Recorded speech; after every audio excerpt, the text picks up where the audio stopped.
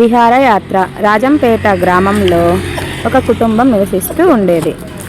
ప్రతిరోజు రాజు మరియు తన చెల్లి పాఠశాల నుండి రాగానే తాతయ్య దగ్గర కూర్చొని కథలు కబుర్లు వింటూ ఆనందంగా గడిపేవారు.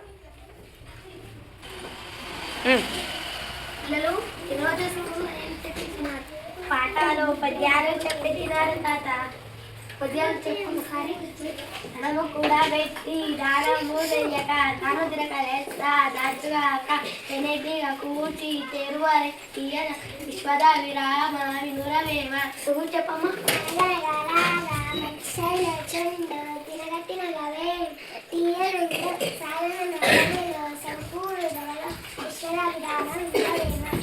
ఒకరోజు వాళ్ళ తాతయ్య కాలు జారి కింద పడ్డాడు. కాలుకు గాయమైంది.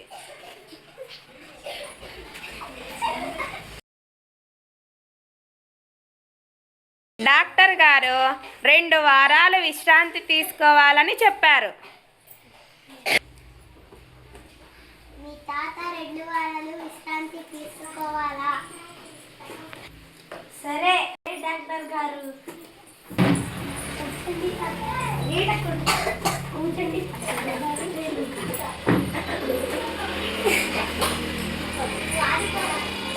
2 వారాల పాటు కుటుంబ సభ్యులంతా తాతయ్యకు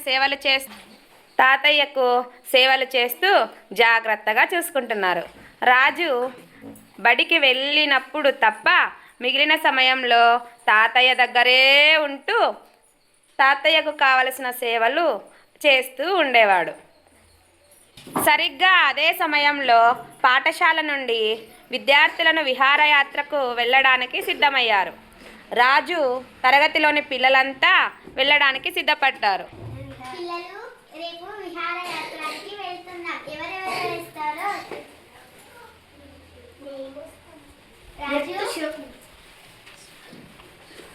రాజు నువ్వెందుకు రావు? ఏమైంది?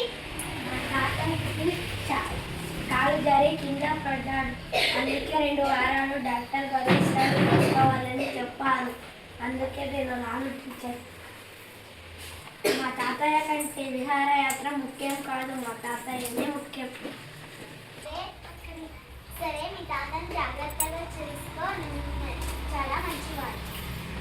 టీచరు మరియు పిల్లలు ఆశ్చర్యపోయి అభినందించారు.